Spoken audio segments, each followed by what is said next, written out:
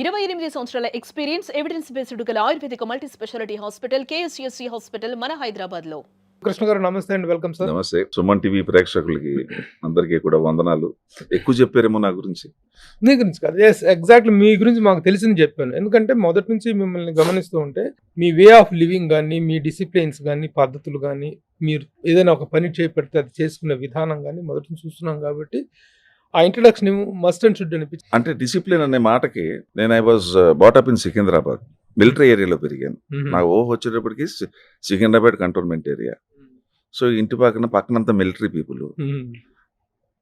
మనకి 6-7 సంవత్సరాల్లో నాటుకున్నది ఏదన్నా ఉంటే ఇంక లైఫ్ లాంగ్ పోదు. అది పెరిగే వయసు కదా, అప్పుడే కాస్త వచ్చే రోజులు అవి. సో నేను డిగ్రీ, యూనివర్సిటీ, పెళ్ళి అవ్వటం అంతా కూడా ఇక్కడే. నేను ఇక్కడే పెరిగా. మిలిటరీ ఇప్పుడు 1965లో అంతగా తెలియదు నాకు. 65 పాకిస్తాన్ వారు వచ్చింది. 71లో పాకిస్తాన్ బంగ్లాదేశ్ వారు బాగా తెలుసు. సీక్రెట్ మూవ్మెంట్స్ ఉంటాయండి మిలిటరీది ఎప్పుడు కూడా. మనకి పైకి అన్ని కవర్ చేసేసి ఉంటాయి, కనపడతాయి. ఆ మూమెంట్ చూసి అవి చూసి ఈ చూసి ఏంటి ఇలాగ ఏంటంటే యుద్ధం అంటది అంటే ఆ ఫ్యామిలీస్ని తెలుసుకోవటం, డిసిప్లిన్, దేశభక్తి, టైమింగ్, అది అలవాటు కదా, బాగా ఎక్కేసింది. బాగా అంటే బాగా అయిపోయింది. ఇంకా అది దాన్ని ఇంకా అదే. ఎందుకంటే ఇప్పటికీ నమస్కారం పెట్టేది ఏంటంటే ఆ కంటోన్మెంట్ ఏరియాకి నమస్కారం పెడతాను. మీరు అన్న నా దాంట్లో కొద్ది గొప్ప చేస్తున్నారంటే ఓన్లీ బికాస్ ఆఫ్ దట్. అదే అలా స్టార్ట్ అయితే మరో మలుపు సినిమాతో కెరీర్, హీరోగా మీ కెరీర్ స్టార్ట్ అయినప్పుడు ఇప్పటికి దాదాపు 100-150 సినిమాలు పైన పూర్తయి ఉంటాయి. సంఖ్యాపరంగా అది పెద్ద సంఖ్య కాకపోయినప్పటికీ కూడా అసలు ఈ ఎక్స్పీరియన్స్ కి చాలా తక్కువ సినిమాలు అండి అవి. నాకు వచ్చిన సినిమాలు చేయలేదు, 40-50 వదిలేసి ఉంటాను. నాకు నచ్చపోతే చేయను. అంటే I tell you one example. There should be clarity in mind and purity in heart. ఆ రెండు ఉంటేనే చేస్తా. అది మొదటి నుంచి కూడా మీ క్యారెక్టర్స్ సెలెక్ట్ అది ఫాలో అయ్యేటప్పుడు ఏమవుతుందంటే సినిమాలు చేయను ఎక్కువగా. అది ఎక్కువగా చేయకపోవడం ఏమవుతుందంటే ఆర్థికంగా చాలా నష్టం. ఇప్పుడు సినిమా ఇండస్ట్రీ మీకు తెలియదు ఏముందో, ఉన్నప్పుడే సంపాదించుకోవాలంటారు. అది మనకి అసలు డబ్బు అది నాకు అసలు లేదు. అసలు యాటిట్యూడ్, ఆలోచన దృక్పథం అసలు లేదా, యాటిట్యూడ్ లేదు. దానివల్లే నాకు సంఖ్యాపరంగా బాగా తక్కువ. సంఖ్యాపరంగా చాలా తక్కువ. కానీ నిర్మాతగా మీరు చేసినట్టు దాదాపు 5 సినిమాలు, 5-6 సినిమాలు, 5 ఫిల్మ్స్ అనుకుంటా నిర్మాతగా. 5 సినిమాల దగ్గర ఆడపడుచు, మరో మలుపు కూడా మీరే. మరో మలుపు అన్ని హిట్స్. ఒక నిర్మాతగా 5 సినిమా అంటే మరో మలుపుది మాత్రం చెప్పాలి మీకు. నేను డైరెక్ట్ గా నాకు ఈ సినిమా ఇండస్ట్రీలో ఎవరు తెలియదు, ఎట్లా రావాలో తెలియదు. ఎటు అటు చూసినా నాకు ఎవరు లేదు, ఫ్రెండ్స్ కూడా లేరు, మెడ్రాస్ కూడా వెళ్ళలేదు. Unfortunate thing. రావాలి, నేను ఎన్టీ రామారావు ఫ్యాన్. నేను సినిమా చూసి ఏమన్నా మనం కూడా అవ్వాలి. ఏమంత నాకు యాక్టింగ్ తెలియదు, డ్రామాలు తెలియదు, స్టేజ్ ఎటు నుంచి ఎక్కాలో తెలియదు. అందులో సికింద్రాబాద్ లో పెరిగిన అదే ఆంధ్రాలో పెరుగుంటే దట్స్ ఎ డిఫరెంట్ ఇష్యూ.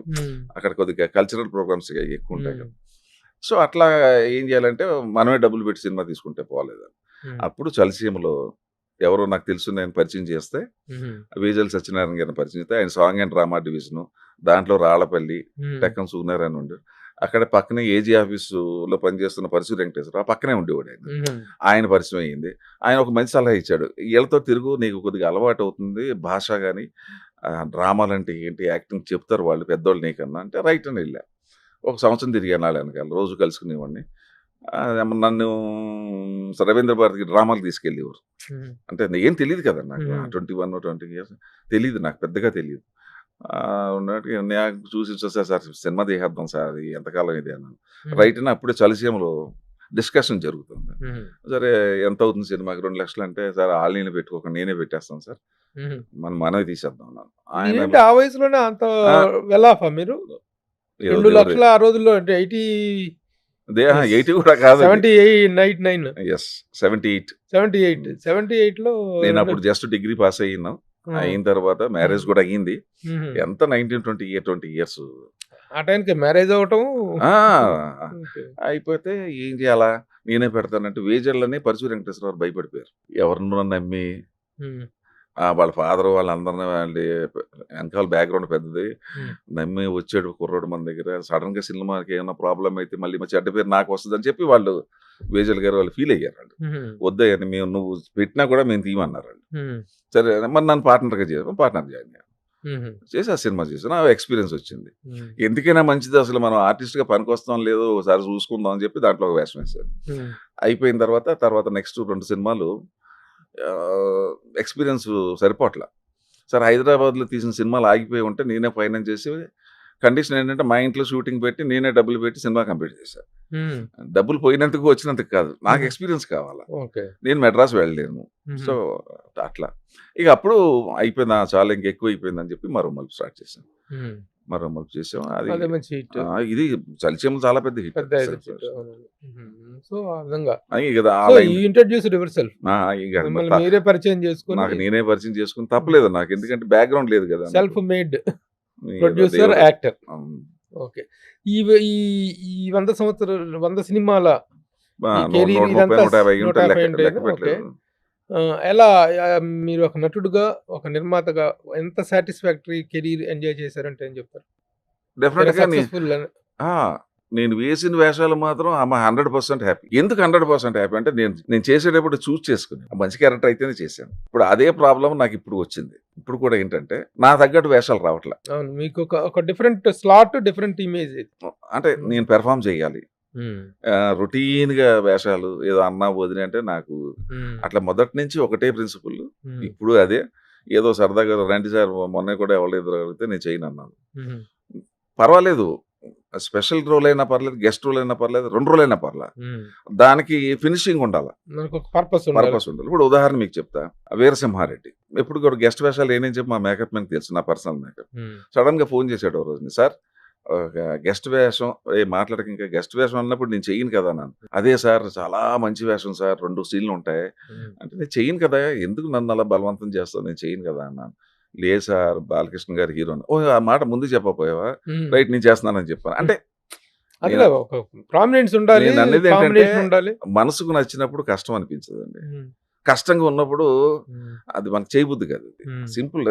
నేనేమంటానంటే నేను సంతృప్తి చెందకపోతే నేను క్యారెక్టర్లు చేయలేను. నేను లేను అవ్వాలి, దాంట్లో ఓన్ చేసుకోవాలి. మీకు అర్థమైందా? అది ఒక హీరోగా కెరీర్ స్టార్ట్ చేసి, ప్రొడ్యూసర్ గా కెరీర్ స్టార్ట్ చేసి, రకరకాల సినిమాల్లో హీరోగా నెంబర్ ఆఫ్ ఫిల్మ్ చేసిన తర్వాత ఆల్ ఆర్టిస్ట్ కాంబినేషన్స్ కూడా చేశారు. కాంబినేషన్స్ లో ఎక్కువగా చేశారు. ఎక్కువగా చేశాను. శారద గారు, జగ్గ గారు, ప్రభాకర్ రెడ్డి గారు, తర్వాత రావు గోపాలరావు, అల్లు రామలింగయ్య గారు, వీళ్ళందరూ ఒక హీరోలతో. హీరో శోభన్ బాబు గారు, కృష్ణ గారు. నేను ఎక్కువ సెకండ్ హీరోగా చేశాను హీరోలతో. అదే చిరంజీవి గారితో కూడా సినిమా చేశాను. శోభన్ బాబు గారు, కృష్ణ గారితో 7-8 సినిమాలు చేశాను. ఆయన బాగా లైక్ చేసేవాడు. ఎప్పుడు అన్నదమ్ములు కొట్టుకోవటమే. అదే సెకండ్ హీరోగా వాళ్ళ సినిమాలు ఎక్కువ చేశాను. కృష్ణ గారు అందరూ రామారావు గారితో, కృష్ణరాజు గారితో చేశాను.